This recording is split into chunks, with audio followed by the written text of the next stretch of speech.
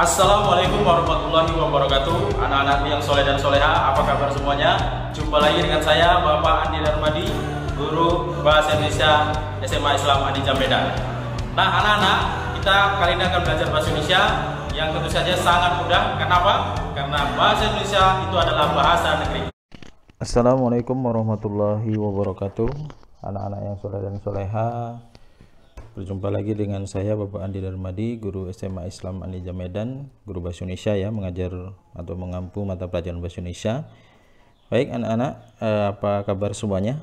Semoga senantiasa diberikan kesehatan dan keluangan waktu ya oleh Allah Subhanahu wa taala, sehingga kita dapat melaksanakan pembelajaran daring ini dengan sebaik-baiknya. Nah, anak-anak yang soleh dan soleha, pada pertemuan kita yang kedua ini masih membahas tentang laporan hasil observasi di bab 1 buku paket Ananda yang ada sudah pada Ananda, silakan dibuka. Kemarin kita sudah mempelajari tentang apa itu teks laporan hasil observasi, yaitu mengidentifikasi teks LHO ya, laporan hasil observasi. Nah, kita sudah tahu pengertiannya seperti apa, dan memang observasi itu seperti pengamatan ya, yang sudah pernah tentu saja anak-anak lakukan ketika SMP. Nah, ini materi kedua adalah untuk memudahkan Anda semua dalam menyusun ataupun membuat teks laporan hasil observasi. Nah, ini akan saya coba untuk melihat strukturnya ya nak ya. Nah, sebelumnya kita lihat dulu tujuan pembelajaran kita pada kali ini. Yang pertama yaitu diharapkan siswa mampu melengkapi isi laporan teks hasil observasi. Yang kedua, diharapkan siswa membenahi kesalahan struktur teks hasil observasi nanti ya. Baik, nah kalau di buku mungkin itu langsung ke contoh teksnya, tetapi itu akan susah dipahami kalau kita ingin membedakan mana teks yang LHO ya, maksudnya laporan hasil observasi, ataupun teks-teks yang lainnya. Nah, untuk menyederhanakannya, maka Bapak buat strukturnya ya, kendati pun di buku tidak secara eksplisit ataupun tidak secara jelas dituliskan, tetapi untuk memudahkan kita semuanya ya, termasuk Ananda memahami bagaimana menyusun teks laporan observasi ini, maka Bapak buatkan strukturnya. Yang pertama itu adalah sebuah teks LHO atau laporan hasil observasi itu biasanya terdiri dari pernyataan umum ataupun klasifikasi ya. Klasifikasi itu maksudnya pengelompokan ya, pengelompokan ya, pengelompokan. Nah, ini yang pertama. Yang kedua ya, atau yang bagian B itu adanya deskripsi bagian. Berikutnya ada deskripsi manfaat. Nah, akan coba kita jelaskan apa itu yang dimaksud dengan pernyataan umum. Nah, pernyataan umum yaitu berisi pembuka atau pengantar hal yang akan disampaikan.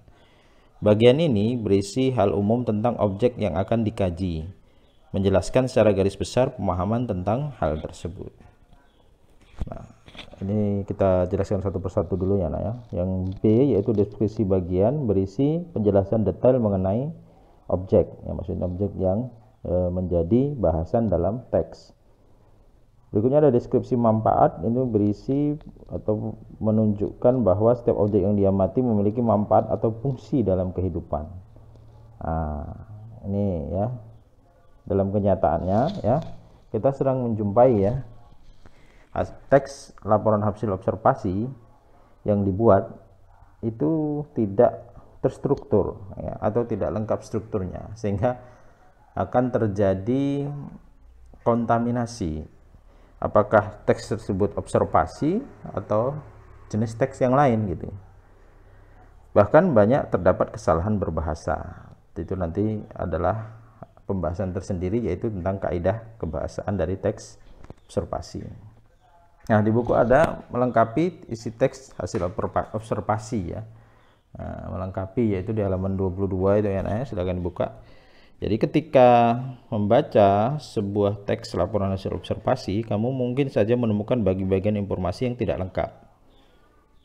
Apakah dia tidak memiliki pernyataan umum ya sebagai pembuka paragraf, pembuka teks, atau dia tidak mempunyai deskripsi bagian, deskripsi manfaat. Kamu dapat mengetahui dengan cara menganalisis struktur teksnya. Jadi kita untuk mengetahui lebih jelas itu harus mampu kita lakukan analisis terhadap teksnya. Nah, contoh teks yang ada di buku yaitu teks yang berkaitan dengan wayang ya. Di buku ada ya nak ya, wayang. Silahkan dibuka di halaman 9 itu ada wayang ya. Buku paket yang sama Ananda itu di halaman 9. Ya, wayang adalah seni pertunjukan yang telah ditetapkan sebagai warisan budaya asli Indonesia. Ya, UNESCO.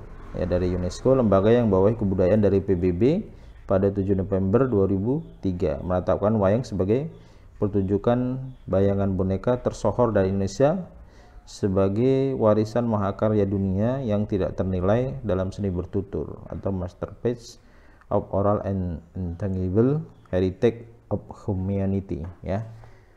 Nah, itu disebut dengan pernyataan umum.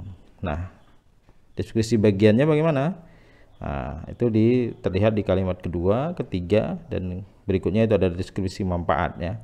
Itu lebih jelasnya kita lihat dulu ya. Analisis isi dari teks tersebut ya. Pernyataan umum berisi definisi tentang objek yang diobservasi ya. Dalam ini adalah wayang.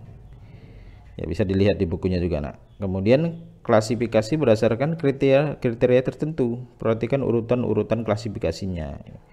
Jadi di teks di kalimat kedua, kalimat ketiga, yaitu ada diklasifikasikan wayang terbagi kepada 3. Nah, ini disebut dengan deskripsi bagian. Ada wayang kulit, ada wayang wong, dan wayang golek. Ya, urutan tersebut juga menjadi dasar sistematika penulisan dari deskripsi bagian. Nah, sudah jelas ya, Nek? Sudah tahu dan mudah bagaimana kita akan membuat sebuah teks observasi nanti, laporan hasil observasi. Ya, jadi pada contoh di atas Ananda sudah menemukan ya, atau kita sudah mengetahui pernyataan umum yaitu dan juga pengelompokan ya, yang berupa pernyataan umum yang berupa definisi tentang wayang dan pengelompokan wayang berdasarkan bahan wayang ya, bahan wayang. Nah, deskripsi bagian. Nah, ini terdapat di teks tersebut. Kalau kita lihat pengklasifikasian ya, tadi ada wayang kulit ya. Wayang kulit itu bahannya itu dari kulit tentu saja ya. Ada keterangannya. Kemudian ada wayang topeng dimainkan oleh orang atau disebut juga dengan wayang orang, dan juga nanti ada wayang golek. Nah, itu boneka ya. Baik, deskripsi manfaat. Nah, setelah ada deskripsi bagian, ada deskripsi manfaat. Manfaat objek yang diobservasi tersebut dapat dilihat dari berbagai sudut pandang pada teks wayang. Deskripsi manfaat dinyatakan pada paragraf terakhir. Ya, ada sebagai fungsi edukasi ya, ada sebagai fungsi hiburan. Nah, silakan dibaca teksnya di halaman 9 dan 10 itu nah, di buku paket. Nah, ini ya, semua jenis wayang di atas merupakan wujud ekspresi budaya yang dapat dimanfaatkan dalam berbagai kehidupan, antara lain sebagai media pendidikan atau edukasi ya. Kemudian sebagai media informasi, kemudian ada 3 rupanya, media hiburan. Wayang bermanfaat sebagai media pendidikan karena isinya memberikan ajaran-ajaran kehidupan kepada manusia. Ya, kalau dia untuk sumber informasi, ya itu biasanya dulu ya, wayang ini juga digunakan untuk sosialisasi program-program pemerintah ya. Jadi dalam pertunjukan wayang itu ada sampaikan sosialisasi program-program pemerintah. Kemudian sebagai hiburan ya tentunya. Ya, informasinya contohnya tadi itu ya program keluarga berencana, pemilihan umum dan sebagainya. Nah, sebagai hiburan ya itu tentu saja ya, dari ya misalnya wayang itu pertunjukan wayang sampai semalam suntuk katanya. Nah, itu hiburan untuk suatu masyarakat yang tinggal di desa atau di daerah tertentu gitu ya. Baik. Nah, itulah sepintas tentang bagian-bagian dari atau struktur dari teks ya, hasil laporan hasil observasi untuk memudahkan kita menyusun ya ataupun memahami teks yang benar ya strukturnya. Dan juga bagi Ananda yang ingin nanti membuat teks laporan observasi, hendaknya ada struktur ataupun bagian-bagian yang sudah kita bahas tadi gitu ya nak ya. Nah, adapun yang kurang jelas nanti silahkan kita diskusikan di grup WA, kita ya nak ya, di grup WA. Nah, silahkan bertanya, nanti setelah pembelajaran ini ada tesnya, yaitu post tesnya. Demikian Ananda pertemuan kita pada kali ini. Semoga video ini bisa menambah pengetahuan Ananda tentang bagaimana sebenarnya teks laporan hasil observasi itu yang benar itu seperti apa gitu. Ternyata mudah kan? Iya, ternyata mudah membuatnya. Oke, baik, sampai ketemu lagi. Tetap jaga kesehatan dan selalu semangat. SMA Islam Anijam, unggul, cerdas, Islami. Assalamualaikum warahmatullahi wabarakatuh. Alhamdulillah anak-anak, demikian pembelajaran kita pada hari ini. Sampai ketemu lagi pada video pembelajaran yang berikutnya. Jangan lupa like, comment, and share. SMA Islam Anijam, unggul, cerdas, Islami. Assalamualaikum warahmatullahi wabarakatuh.